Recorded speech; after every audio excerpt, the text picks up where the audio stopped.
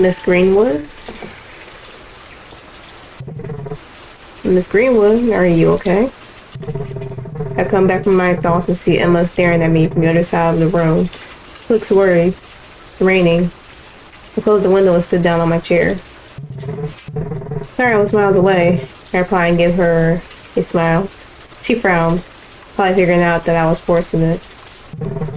Emma comes here more often now, since her classmate Alex died in a car accident 2 months ago. We talk for an hour every week. I serve her homemade cookies and tea. She chooses peppermint and each time. It calms her mind. Its distinctive aroma fills the room and covers the scent of lavender I use. She suffers panic attacks, which have gotten much worse due to the accident. Her mother died in a car crash and Ella was only 6. Well, it's not good. Emma takes a sip from the cup. She does it so delicately, like a duchess. The rain continues pitter-pattering against glass. She looks at the window. Dad's dating again. Picked me up today. She pauses and keeps her face turned away from me. Y'all can hear how she's chewing her lower lip.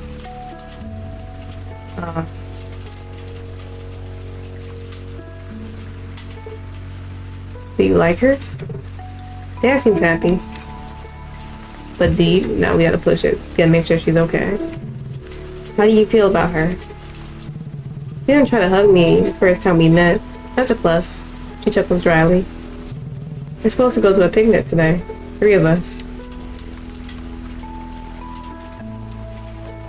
Are you sad it's raining? I feel sorry for Dad. He's been planning on this the whole week. Oh shit. And you? Emma wraps both her hands around the warm cup. Her lip is twitching as she struggles against the tears. Yes, let it go. I don't want to make her cry. Give her a tissue. Releases her right hand from the cup and takes the tissue, brings it forth to her eyes to dry her tears.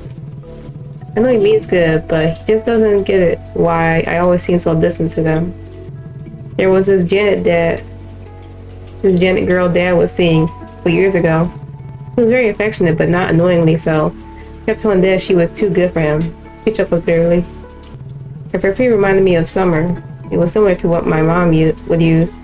It looks down to her cup and smiles a little. It was like I got a small piece of my mom back. He sniffled quietly and Grace's tears soft from her cheeks. We were going to spend the Christmas day together and got her a tea mug with butterflies on it. Texted Dad just a couple of days after and I haven't seen her since. She never called me or anything. Each time I found someone I liked, they'd disappear. I just don't want to get hurt anymore. I'm a coward. Albert hides behind the tissue paper. Encourage her. You don't seem like a coward to me, Emma. I talked gently and smiled at her. You have shown great courage in coming to speak with me. Emma blows her nose quietly, leans back to the chair and takes a deep breath. Her eyes have turned red. He's gone cold, she laughs with relief. I replied to her with a chuckle and put my notes down. When they left, you're always welcome to stop by for a cup. Thank you, Miss Greenwood. She smiled shyly, handed me over the cup. I reached to take the cup from her and put it down next to mine on the table. It's always a pleasure to talk with you. Send my regards to your dad, okay? I will. It's never easy trying to move on after important parental figure is no longer there. It really got worse when I started heading back home from the gym. I live quite close to the city center, so I'm used to walking everywhere. With a couple of blocks left, I hear my phone buzzing in my bag. Here to see who will message me this way, I pick up my phone. From Lizzie. I was with her at the gym. The freak was staring at you at the lobby and left right after you. Check if you're alright. Think so. Shivers run down my spine. I almost dropped the phone. But I stopped and I quickly glanced behind me. Tall, broad-shouldered person was following me. Likely a man, although I can't see the features well. Due to the rain, I've been able to hear the sound of footsteps. You're my speakerphone caller. The hand shaking from cold and terror. Puts it back. I follow almost home. Call police. I switched the GPS on before I stuffed the phone back in my bag. Go through my options. I can try to run straight to the door, or I can use it to limit billing.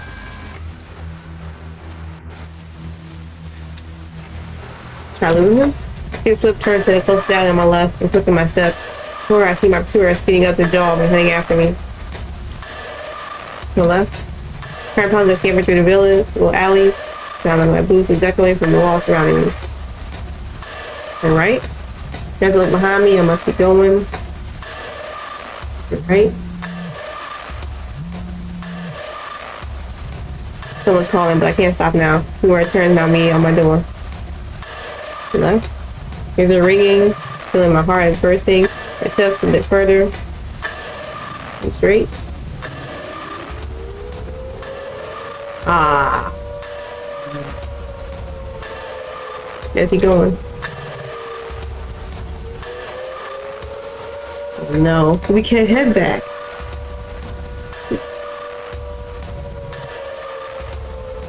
My lungs are about to explode. Oh no.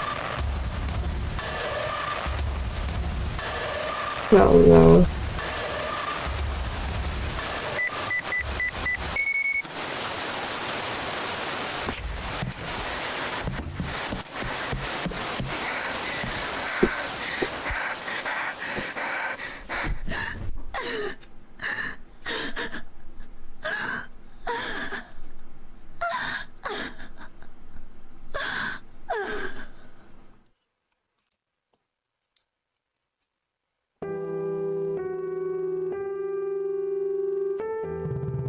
Police gonna find a trace of the man. Promised to go through surveillance cameras in case they had caught him on those. Liz and I described them as best as we could, and they assured me they would be in touch should they find a fitting suspect. Liz stayed overnight in the next one. I was sorry to see her leave, but she promised to call me as often as she could. I hated myself for her abandoned children, but just couldn't leave the apartment. I could barely look at the front door without feeling sick. They had stopped by a few times to bring me groceries and watch TV together. He loves old kung fu movies. It was nice to have him around. He told me he was quit drinking, but I could smell whiskey each time he hugged me on the door before leaving. And each time he would ruffle my hair and say, "You'll be alright, you're a fighter. You're Jackie Chan." He kept saying that ever since Mom died. But if this time Jackie won't make it, I asked him last night. He'll always find a way. There could be a ladder just around the corner. He laughed. I hugged him for the second time and didn't let go. And then once I lost sight of him, of his car from the window, I let myself fall down the floor and cry my heart out. I guess we could have went straight to the door, but I don't know.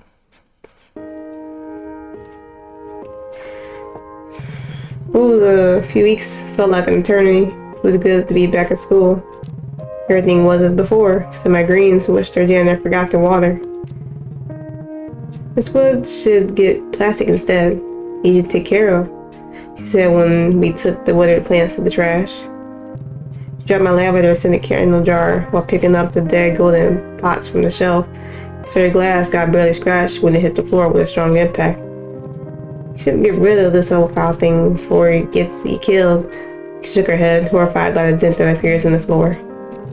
Emma and many others came for a visit during the day. She leaped into my arms the moment I opened the door and broke into tears. She stayed for tea, to everything I missed during my weeks of absence. According to her own words, she's doing fine. Father's still seeing Santa, businesswoman she told me about before.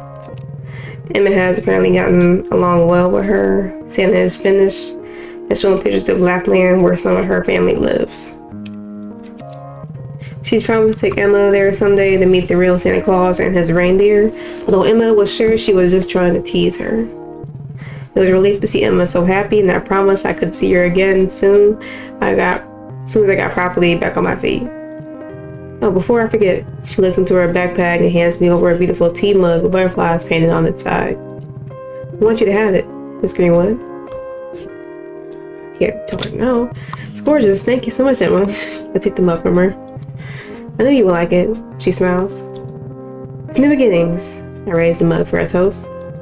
It's new beginnings. Okay.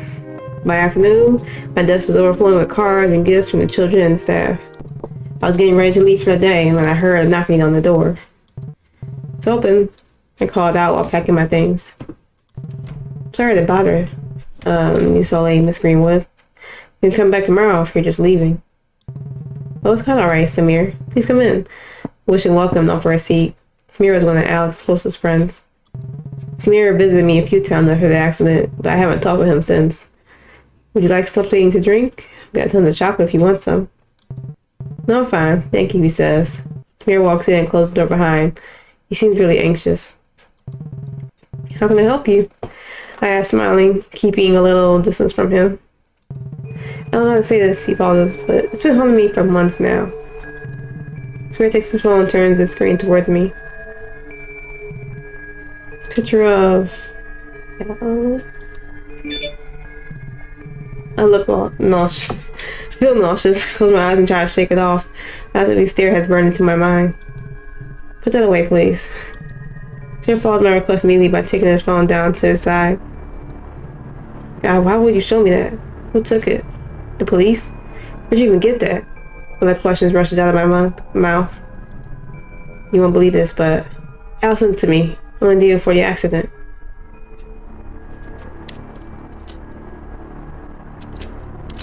Questioned him. How is that even possible? Why would Alex do something like this? Photoshop himself like that? My head keeps filling up with questions. It's not Photoshop, Miss Greenwood. Allow me to explain. Alex and I used to read scary stories we found from the internet. One night Alex came across what this site called Picta Mori. It's one of those AI image generators where artificial intelligence will create a picture based on your description.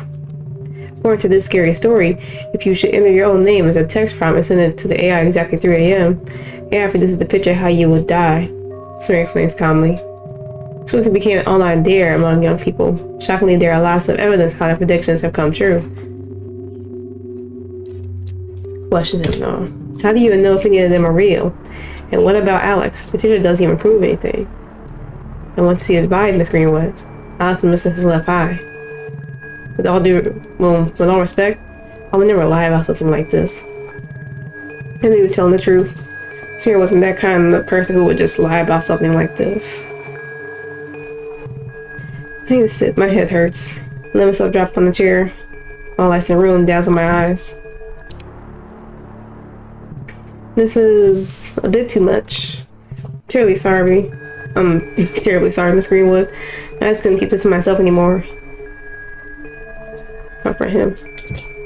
Oh no, it's okay. I'm just... Miss Greenwood?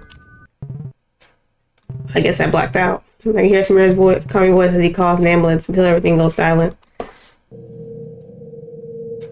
That was wild. You have any plans for the weekend? I don't know yet. I heard Susan is holding the party. Yeah. You're not going? I don't know yet. Could be fun. Yeah.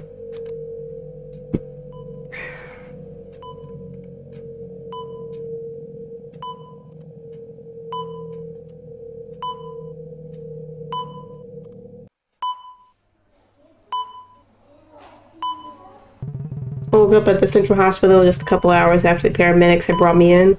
Knowing my condition, doctors wanted to keep me in monitors overnight. Hospitals always made me anxious, and staying in the night felt much like a death sentence to me. Luckily, the room they gave me was unoccupied, and after their supper, I was tired enough to fall asleep quickly. The next evening, I was allowed to leave after the checkup. The doctor encouraged me to call someone to take me back home. I'll call Dad? I don't know. If calling another person changes the outcome or the storyline, of course y'all can play this game for yourselves and check that out, but I'm not sure if it does or not. So computers made these days, Dad sighs heavily. The old fight scenes are so much better than what we see on the screens today. Right now, while looking out the window, sky is covered with dark clouds. Looks like it'll rain soon. I reply, Dad always talks about old movies when we're together.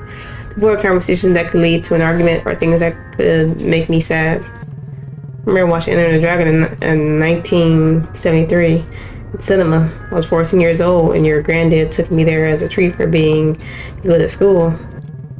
What movie theater did you go? Lionheart Cinema. It's long gone now. Didn't have a lion statue outside the entrance? I asked. How do you remember that? Dad asked, surprised. There's a picture of you and Mother standing in front of it. Dad goes silent for a moment. Yes, there was a lion statue at the Lionheart Cinema, he says. We used to go there every Sunday, your mother and I. He smiled heavily, his breath becoming more strained. And little Dad wants to say something, but he just shakes his head. Push it. We could talk about her, you know, I said softly. Dad takes a deep breath. I don't want to. Dad, you try to sound calm. Not helping yourself by avoiding this. It hurts too much. I know, Dad, but it's really important that we can talk about her. I'm so sorry, whispers before sniffling loudly. Tears run down his cheek. For everything. He starts sobbing softly. Why is all no comfort? You just stop blaming yourself. Never should have let myself get so drunk that night. Everyone makes mistakes. I promised her to stop drinking after the accident, but she was gone the next morning. Dad looks at the front of the head. My mistake killed my wife and almost took my daughter from me as well. Sniffs again. I wish I was dead instead. Don't say that, I shout angrily. That's not how life works. You all make mistakes and bad decisions. You can't keep punishing yourself forever. Mom wouldn't want you to suffer like this. I fail as a father and husband. What kind of man does that make me? A human one, I answered without thinking. Rumbling in Bangkok, 1977. Dad smiled sadly. Thank you, sweetie. As long as you're with me, I'll be okay, I promise. Tell the truth. Dad, can't. I didn't know that was the truth. He looks at me in shock, pulls the car over to the side. We look at each other in silence. When did you find out? He only asked and tried not to cry. Started as a headache a few months ago. They checked me out and found a tumor in my brainstem. I'm going to try conventional treatment first, which consists of radiation and chemotherapy. If it doesn't work, then we'll talk about surgery. Dad leans over to me and hugs me tightly. You can beat this. I know you can. You're strong. I feel like I'm going to lose this battle. I sob and squeeze him back. No, you won't. I believe in you. I'm so scared. I start crying on his shoulder. So am I. But we're not going to give up until you're cured. There is always a way. We're a ladder just around the corner. I laugh with tears in my eyes. Oh. Exactly. He laughs. I love you, Dad. I love you too, sweetie. Maybe it was a good option to pick him instead of Lizzie. Just so we can get that out there.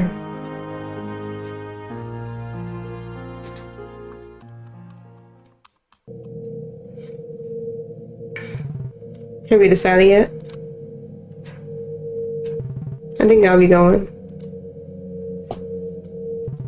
It's wonderful. I'm really proud of you. Dad didn't take it well, though. We usually play tennis together on Fridays.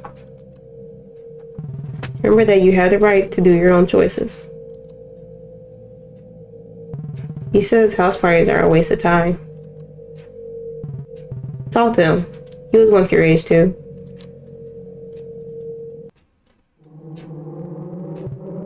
Alex? Should have listened to my dad. What's wrong? What happened? Made my own choice, just like you told me to. Look what it did to me. Alex, where are you? Can't see you. Right here, Miss Greenwood.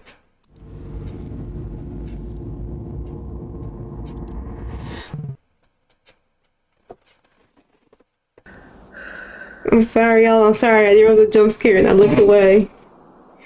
It was his face and it was messed up and it was really close. I'm sorry. I had to look away. And yeah, so if y'all want to see that, of course, the link for this game will be in the description below. But I just I looked away and just skipped through it because I had a bad feeling. And oh no, oh no. My apologies. That was my phone. Gosh, that I saw a glimpse of it though, and it was basically his eye, but it was like missing, and it was like up close. The pink on the nightstand, alarm clock glows, and gloomy green light, and it told me it's 2:43 a.m. Grab the pills, swallowed down without water. You get stuck in my throat and make me cough. When it feels queasy, my head keeps pounding until the painkillers start working. Only 15 minutes left. Eerie silence in my apartment, I feel scary every time I hear a noise outside. I want to go back to sleep. Can't stop thinking about that cursed website. What if it's true? What if I could know what would be the end of me? What if no one has scared me so much that it makes me things worse? Like a pain washes over me and I sit on the edge of the bed, gripping my knees while I watch the clock. It's 10 minutes now. Take deep breaths, squeeze my eyes shut. Picture myself lying on the hospital bed with head shaving and tubes attached everywhere. I need to know. I have to find out. Oh god. I go quietly to the living room where my laptop is. My hands are shaking as I open the lid. Is it really going to help? Will my fate make things better or worse? Will it change anything? Can't just choose not to know. Open the browser and type the address into the search bar.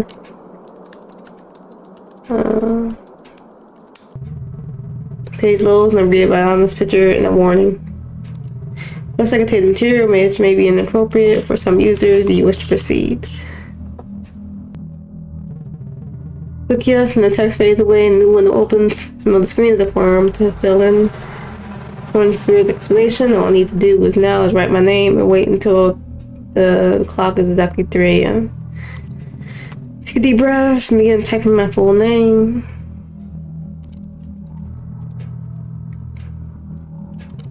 When I finish, I close my eyes and try to relax.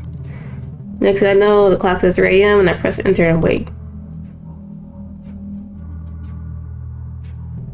Nothing happens. Check the time again. 3:01. Still nothing. I'm trying to think, there's no way this works.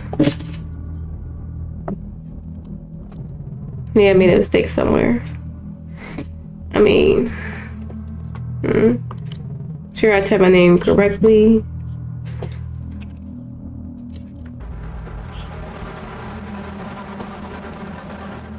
Oh, no, I didn't mean to change it.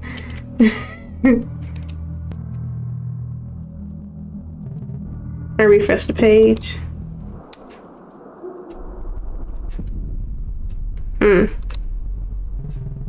Picture of a woman appears on the screen. Her eyes are closed and there's a gaping wound on her forehead. Feel the pool of blood beside her. Resemblance is remarkable. Her heart beats fast. Oh man, it's crazy. It's definitely me. My chest tightens. Can't breathe. Oh wow. You close the window. Let's see. Keep hearing the picture and I can't tear my gaze away. I'm terrified. Don't understand it. Why would this be me? How did I get the picture of me? Something isn't right. There's a high-pitched ringing in my ears. My vision starts to blur. I can barely see the screen anymore, and I shake my head and close it and close my eyes.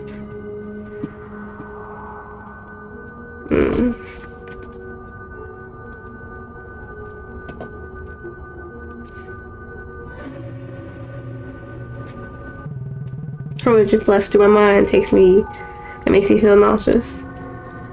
I don't want to keep seeing it. Oh God.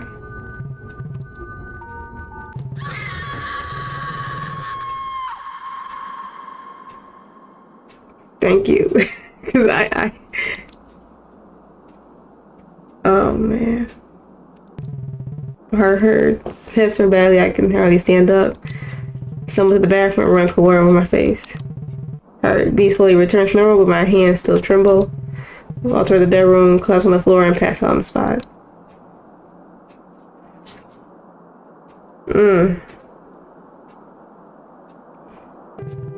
Come around, it's already morning. Curl up in the ball on the couch. Try to ignore the throbbing in my temples. Telltale lies broken on the carpet, reminding me of what happened last night. No interest to clean up the mess. I sit in the same position and stare at the wall for a couple of hours. Tired, thirsty, and hungry, but I can't bring myself to care.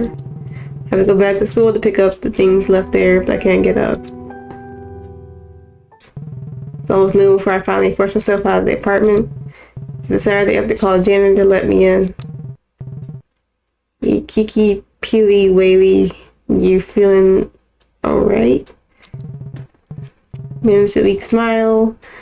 I'm okay, I guess I wasn't sleeping well. Gives me a sympathetic smile, gestures to get inside as she's unlock the door.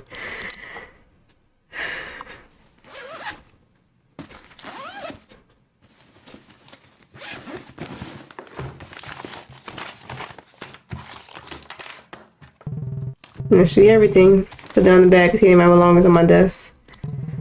I sit down in my chair, take a little rest before heading back when the door suddenly opens. There are someone here. Middle-aged man leads in the room. Do you teach here? He asked me. No, I said quickly and stand up. Looks at me suspiciously. I'm sorry for interrupting your work. He smiles politely, but his eyes are piercing like needles. Work as a psychiatrist. Well, a psychologist. Yeah, I don't know why I said that. Something I could help you with? I smile back to him. Looking for my son's locker. His voice sounds strained. What grade is he in? I ask. He was third year of high school, he said slowly. He died a few months ago. You must be Alex's father, I asked. Terribly sorry for your loss. He nodded again sadly. So that's right. You do my son? You could say that. I give him a small smile. He walks to my desk and offers me his hand. David, he says. Shake his hand. Maylene. Well, I believe that's how it's pronounced. Pleased to meet you. He has a strong grip. You been talking with my son? Yes. Tell the truth. Yes, he stopped a few times. Thank you for your care for him. He was such a polite young man, I tell him honestly. What did he tell you about me? He asks.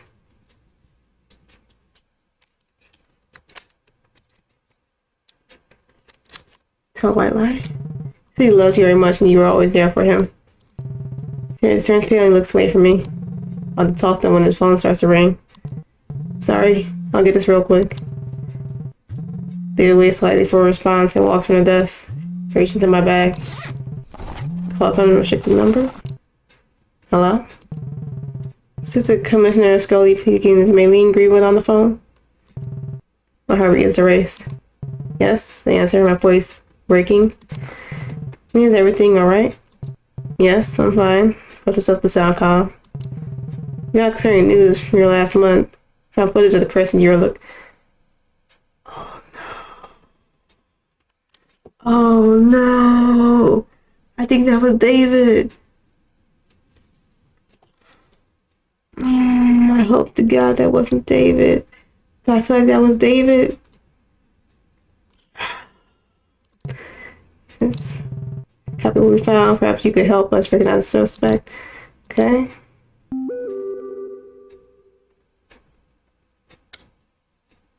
Oh, God. No denying it. First on the picture is David.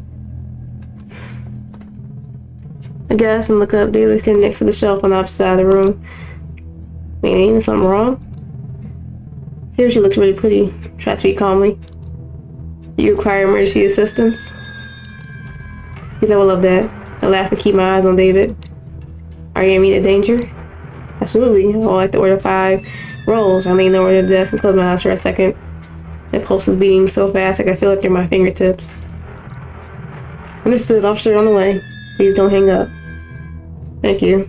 I reply and place the phone on the chair without ending the call. Alice told me a lot of things about you, David says without turning around at me. Did he? I turn my head and look at him and force a smile. He always spoke so highly of you, he continues. He was an excellent student. I try to sound neutral. He was smart and funny. He told me how you encouraged him to stand his ground. I gave him confidence, but I also wanted to make sure he had a safe space where he could express all of his feelings. You think he didn't feel safe at home? David asked me quietly. I could sense suppressed anger in his voice. Okay. Maybe he was afraid if he talked. People who loved him wouldn't be willing to listen. You mean his own father? What do you mean? His voice is low. Oh, God. So sorry for your loss, David. What happened to my son was your fault. David growls in anger. Opened my mouth to respond, but then stopped. He would have listened to me. He would still be alive. I know, I whisper. I'm so sorry, David. You should be, he shouts. I see the emergency lights reflecting from the window next to me before they go off. Please, David, let me go. Can't bring him back. My voice trembles. David turns and steps closer to me. He's holding my candle jar in his right hand. You let him die. He went out and got killed because of you. His arm is shaking.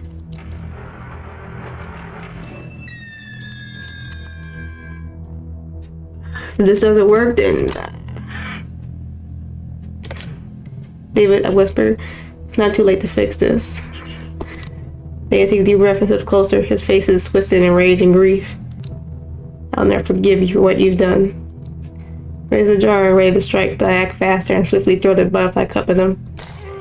Shot across his face, dazzling him. But dazing him. His opportunity to launch myself towards the door. David managed to grab my wrist and pulled me close to him. Sound shattering glass echoes in the room, and I fall. Staring at the ceiling, and I feel something running across my cheek. I try to reach it, but I can't move a muscle. I hear footsteps approaching. 2 silhouettes appear around me. Can you hear me? A gentle voice asks. I try to blink, but I can't manage to do so. It's okay, stay still. Another voice says, I'm tired. I want to sleep. I want to sleep. Oh, man. I just had a bad feeling. I'm like, I know it was David. I just know it.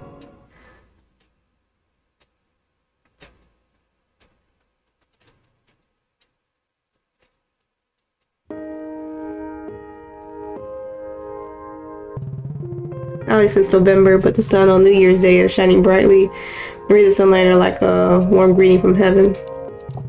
Fresh air this winter morning feels warm. I walk along a familiar path through the cemetery and kneel down next to a grave. Dust the snow off the headstone and press my hand gently against a small bronze angel sculpture fixed to the front side of the stone. Happy New Year, Mom, I told her with a smile. As I clean up the grave, I continue walking towards the center of the graveyard. There's one more visit this year. As I approach the grave, I notice a familiar figure standing beside it. Eileen's dad notices me and gestures to come closer. He invites me onto his arms for a hug. It smells like coffee and leather. His eyes are red from crying. Thank you for coming here today, he says. How was she doing? I asked nervously. I brought someone with me who can answer the question for you. He smiled and gestured as for me to turn around. My heart skips a beat. Happy New Year, Emma. Oh, we made it! It's good. It's good. Oh, this game has just been all nice but stressful. Oh, okay. That's it. No more jump scares, no more crazy faces. No more. I hope not. Okay. That was nice. I loved every minute of that. I'm not sweating.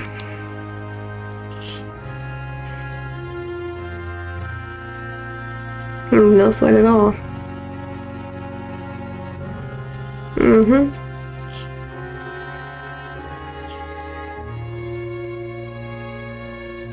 Love the credits.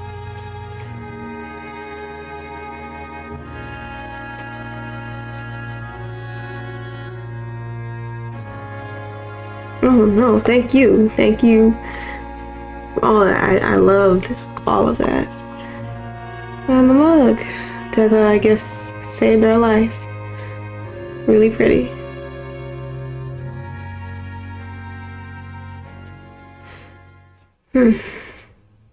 Okay. So. Alright, so I loved every minute of that. That was fun. That was great. It wasn't scary at all. I didn't pause, look away when, you know, his face popped up and it was closer Alex's face. I definitely did. I didn't want to cut it out, but I paused it, looked away, played it through, and then his face popped up, and it wasn't from my, I guess, peripheral, I guess you'd call it. It wasn't, it was very much detailed, yeah. I'll say that. But yeah, this is Picta Mori. Honestly, it was a thrilling experience. It definitely got my heart pumping. I definitely was sweating a little bit, especially when we got the phone call that we figured out that our stalker was in fact David, who was Alex's father. So yeah, please stay safe out here. You know, always have a means of protecting yourself whenever possible, because you know these situations do happen, unfortunately, sometimes. But yeah, so Picta Mori. Hopefully y'all enjoyed this game. If y'all want to actually play it for yourselves for whatever reason, of course this game will be in the description below for that. But if you enjoyed this video and you don't want to play the game, first don't hesitate to like, share, comment, subscribe, all that fun stuff. And I'm just gonna leave it here because yeah, that definitely got me a few times. So yeah, hopefully y'all had a good day, good yesterday and better tomorrow, and I will catch y'all in the next video.